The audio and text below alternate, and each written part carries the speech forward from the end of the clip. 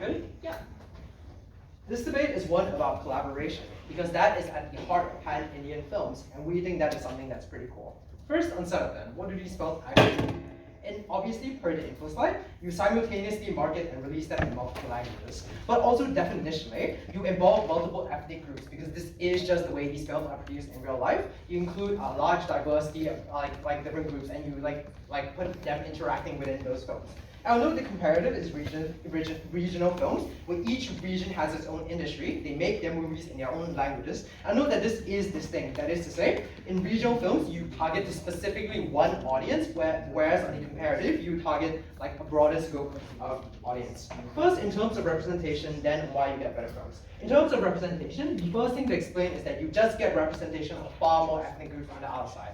The first thing to explain is just that for many minority groups, you just get representation for them that the other race would have. I know that this particularly involves minority audiences. And the reason why this is true is firstly, because when you're targeting like a broader swath of audiences, obviously you want to capture the most audiences as possible, such that you make the biggest returns on your investment there. So that is to say, for that one region that you do not want to piss off because you want to get them to watch that film, you obviously are going to represent them there because there was a financial incentives. I'll note that obviously you cannot represent them in many other ways because India is incredibly diverse. Regional, individuals between regions have often very little shared experiences. So having specifically regional representation here matters because you're able to represent them in a way that was distinct and in a way that mattered to these individuals. The second mechanism to explain is that obviously there is an incentive to represent more groups because different regional groups just in status quo have different specializations that are all uniquely important in the film.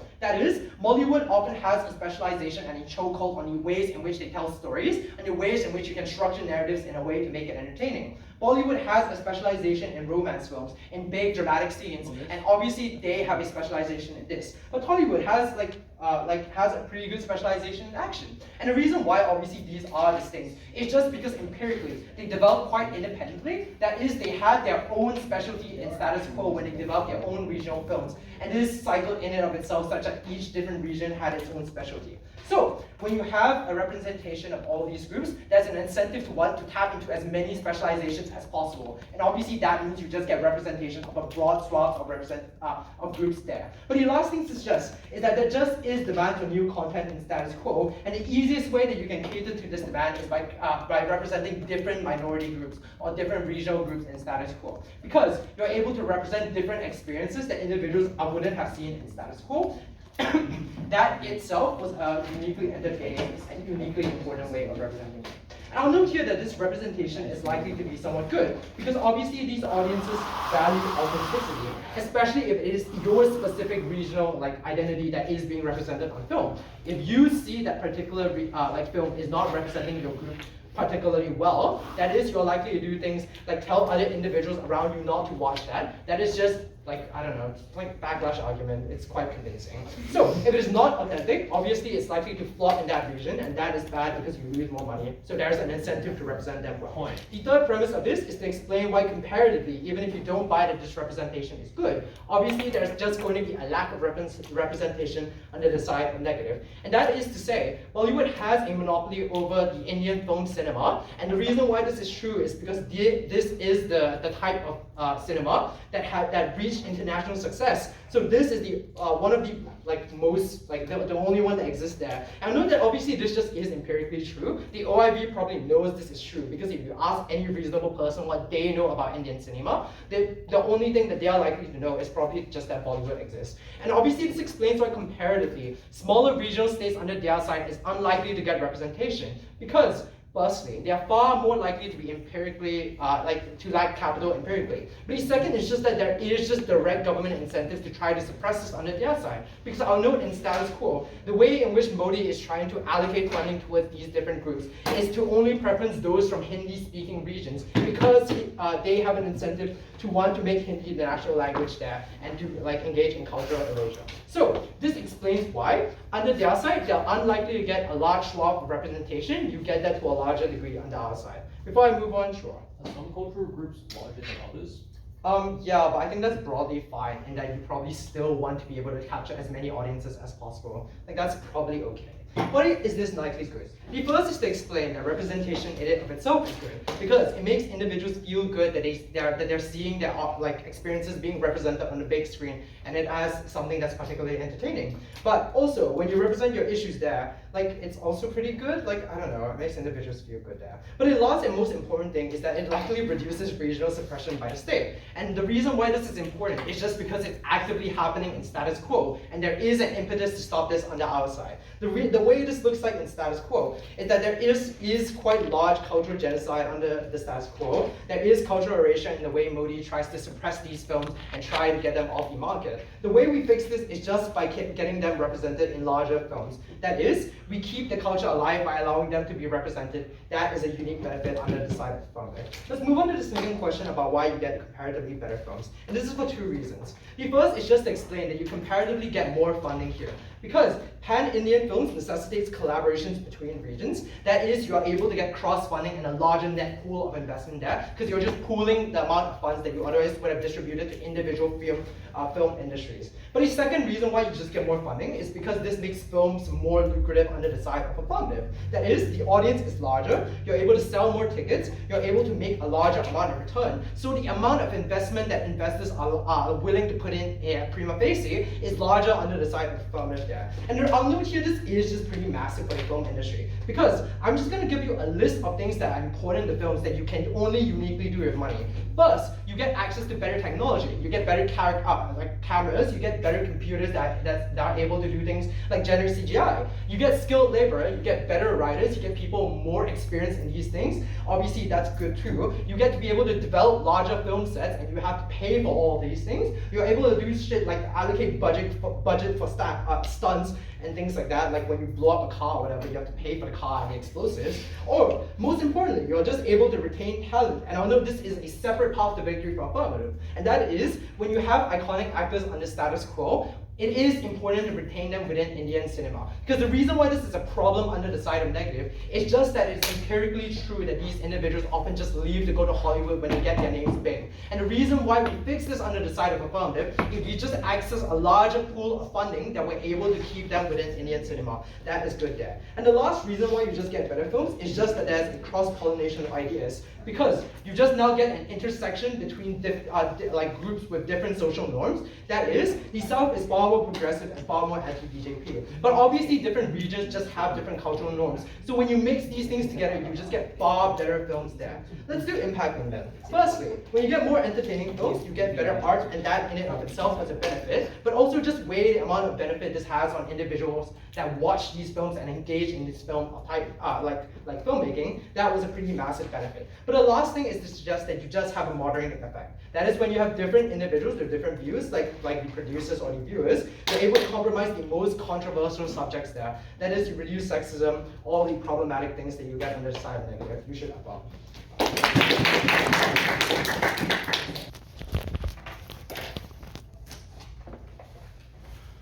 Oh, sorry, just a note, when you get a POI, can you please restate it so that Eva can hear it as well? Okay, yes.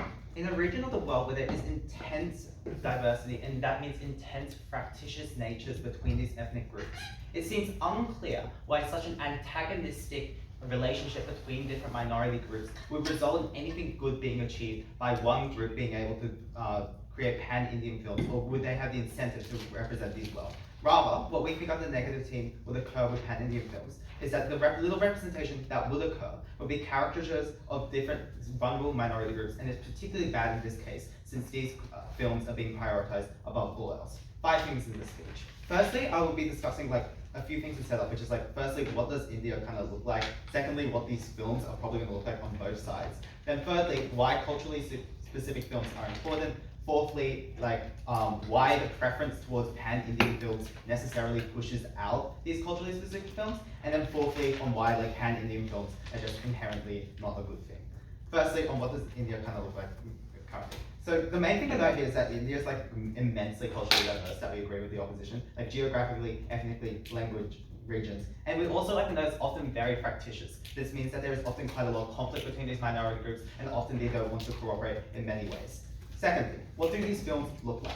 So what do pan-Indian films look like firstly? Firstly, it is a film company that produces a film which can cover a variety of content by each studio, which is then dubbed into a different language to be like advertised across India. Quite a application. It's important to note that content is the same in either of these cases, it's just the language that this content is actually being presented in, and it isn't as multicultural as the opposition would have you believe, since they're probably going to be crowded out, which I'll prove later down in my speech. But secondly, on our side, as to what culturally specific films actually kind of look like. It means that filmmakers are making unique films that like are marketed within their region about their cultural experience. There are different like kinds of studios, different kinds of industries, for example, like Bollywood, Tollywood, different kinds of things that are different like languages these industries are kind of surrounded by. And thirdly, we'd like to know that like in India especially, films are often intensely political, that they're often used as tools of propaganda by majorities, that often actors often have like political positions themselves. These kinds of things mean that films are often like particularly motivated to show political views of the majority. Before I go into my third point, I'll take a point. Oh, it's just a small clarification. Like, not all pan-India films are dubbed. They're also like, made in different languages and then put in. It's not only dubbed. Cool. I think that the majority of them are probably dubbed, since these are the ones that like most people with internationality opposition care about, like see in the kinds of ways they do. But thirdly, why culturally specific films are important. So first thing to do here is like the first premise to prove is like, well, the first question is like, what are the physical differences between like pan and like culturally specific films? Three things here.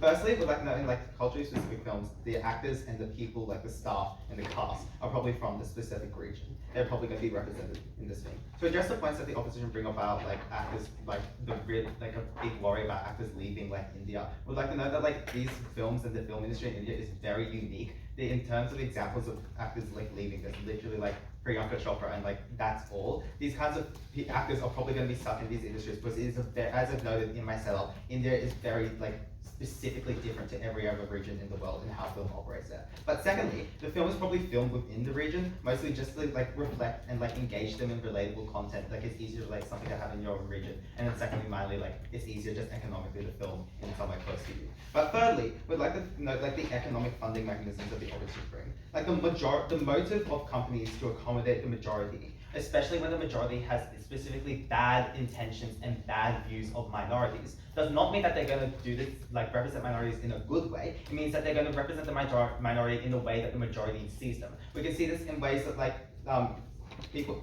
Sikh people are kind of seen in Bollywood films as like a caricature of a bumbling fool. These kinds of things are probably going to be more common under the opposition side or in pan-Indian films. The result of this premise is that like these films produce income in these particular regions, which allow them to like prop up these groups with like some form of income in these kinds of things. Second, why the political and cultural messaging is different in both different types of films. Just to note here, the first kind of premise I was talking about is kind of like talking about apolitical media. This one's more talking about political media, which is like most of the films here.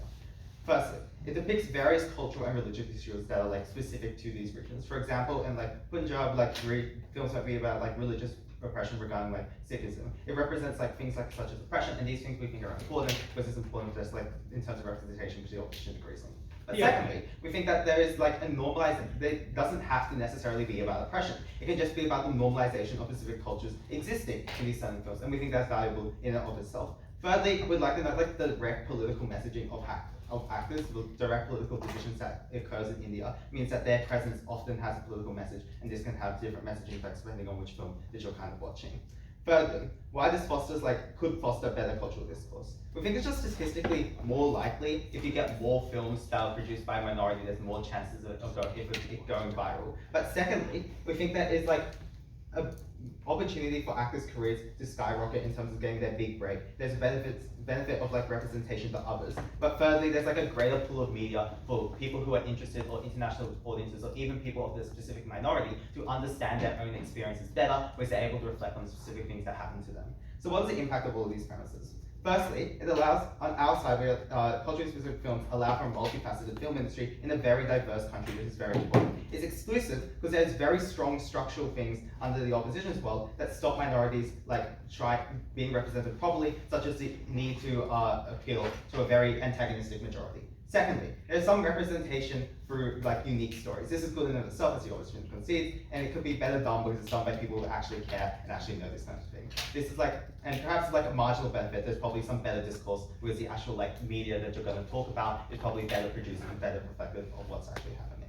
So, why is the preference towards pan-Indian films pushing out necessarily culturally specific films? Firstly, to note that the topic presumes in like the option, if the option was given, like if you could do both, which one would you choose? Firstly, the saturation, like it saturates awareness of these regions under the affirmative. They're directly marketed, they're bigger budget, they're like an infant industry gets crowded out, therefore they probably have less appeal and can't compete. Secondly, film subsidies and awards are more likely to be awarded to the pan-Indian films since they probably have more of a popular vote and are probably going to win these awards and get them through popularity.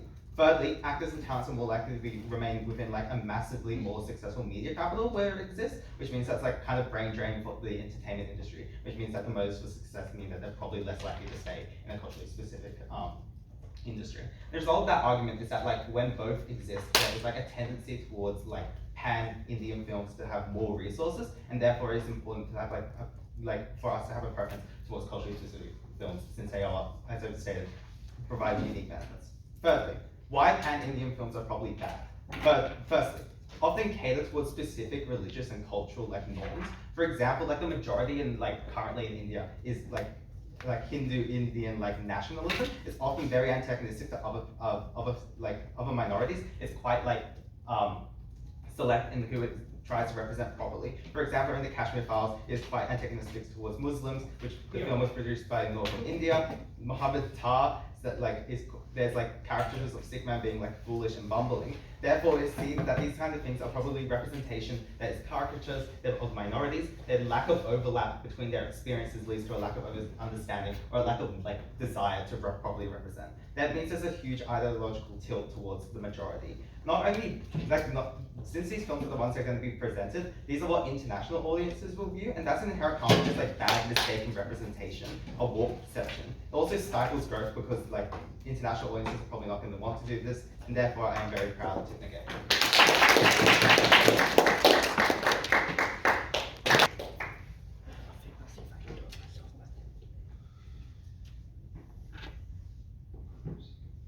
Starting my speech in 3, 2, 1. 2 themes in this debate. Firstly, on representation, and then I guess just on the films themselves and sort of how they're produced and that kind of stuff.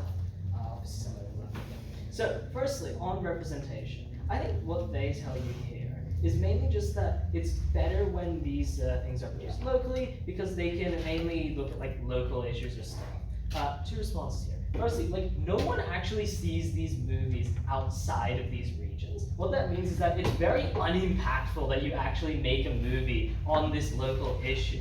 And secondly, I think that like our side is still allowed to stand behind like having like the very like best or exceptional ones of these films, knowing that the reason why people produce actual good like regional films is often like from a place of passion. This is probably going to not be mutually exclusive. But most locally produced films are, as they talk about, like very politically charged. But that doesn't manifest in a good way, right? Because if you've been oppressed by like region X for like all of your life, and then you produce a film talking about said oppression, it's probably not going to be very good for the public's perception of region X, right? Like that's the difference under our side, and that's the thing that our side stands behind. You get less of this hateful political films that have to necessarily be moderated when you have people from all the regions working on this film. They try and give you like a few mechanisms on why these films are seen. I'm going to note that already, like because these films probably suck, it's probably not a good thing that these films are actually seen, but I'll still respond to these mechanisms anyway. They say that like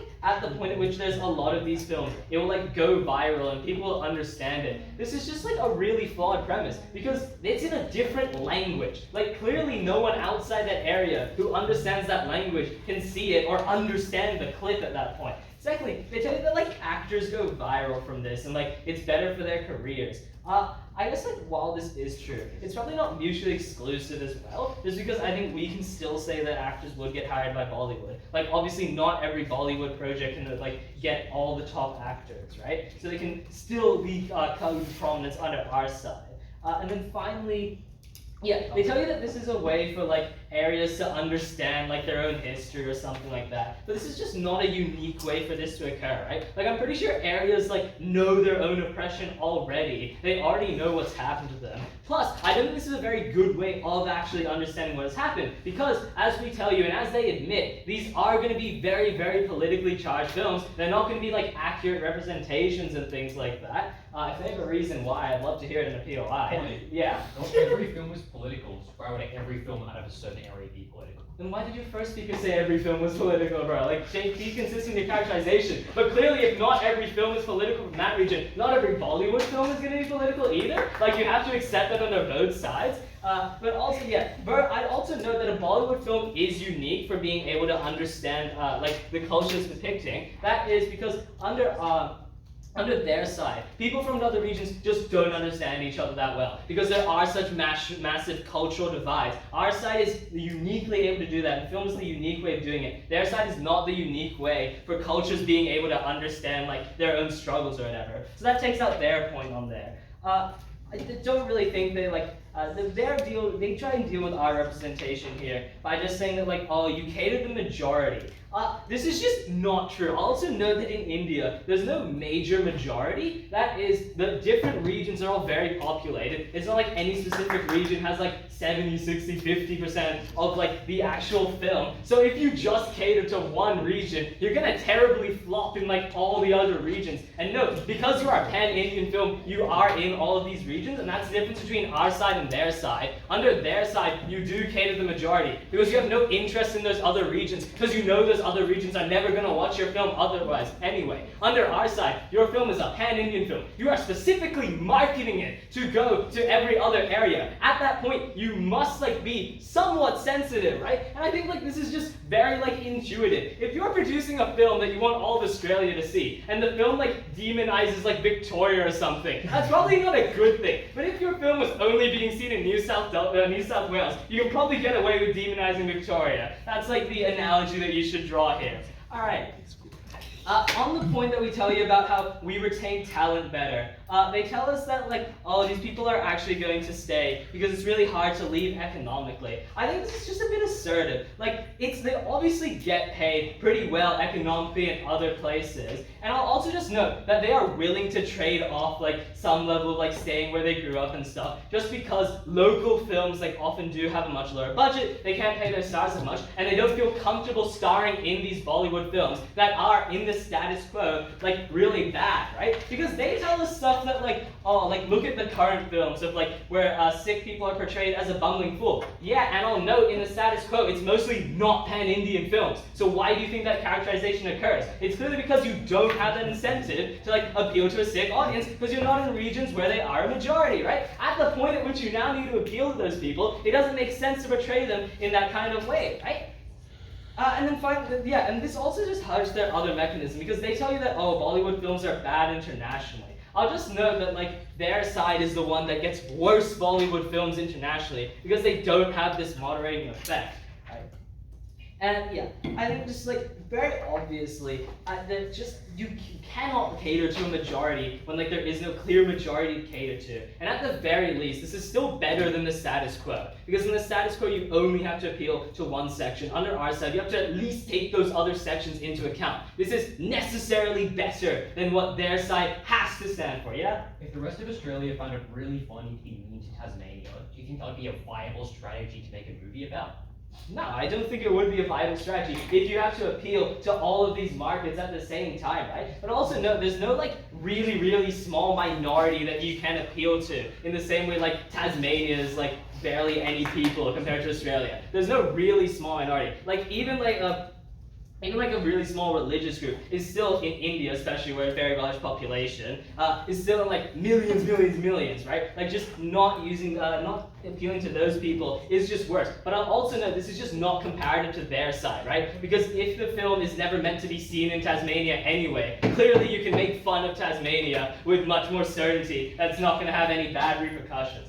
I'll also just add like 2 more mechs here on why we get much better films. The first is just that we get a much better international market. And I'll point to films like RRR, which just have been received really, really well internationally and have been the result of like pan-Indian creations, right? But also because we necessarily get better films coming out of Bollywood, which as both teams agree is like the source by which people actually see Indian movies, the entire Indian film reputation goes up as a result of that. Yeah, I don't really have too much else to say, mainly because they didn't really say that much. But I think what you should actually take away from the speech at the end of the day is that their side is horribly uncomparative. Because they talk about how our side is really, really bad because you cater the majority. What I want to leave you with is they need to really, really explain why that doesn't just happen when you produce in the region. Why when you produce in the region, you do not appeal to the majority in that region and just like slander other regions in a way that is so, so much worse under our side. Because at least on our side, you get the moderating effect of having these people, you get the effect of having to at least appeal to these people in the marketplace so that your film is not a complete flop. We must obviously vote with side affirmative. Thank you. Right. Thank you, no reply. I have replies to finish off tonight's debate.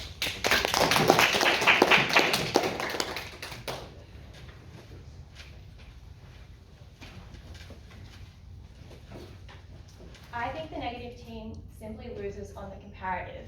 Because they do not understand what the movies look like when they come from small regions. We've explained down the bench that there is capital that is lacking. Bollywood has a chokehold over this industry, and these films are often actively suppressed by Modi, such that you cannot release it to get a return on your investment. There is simply no money for them to get all the representation that they want to claim happens, and because they are uncomparative, they simply cannot win this debate. This means that this doesn't translate to any of the benefits that Lockie in his reply claimed are certain. You do not get economic benefit when you have no capital to use and to spend. These industries often will just die. You do not get good representation for your own people because there is no one to represent you because it's not financially viable for them to do so.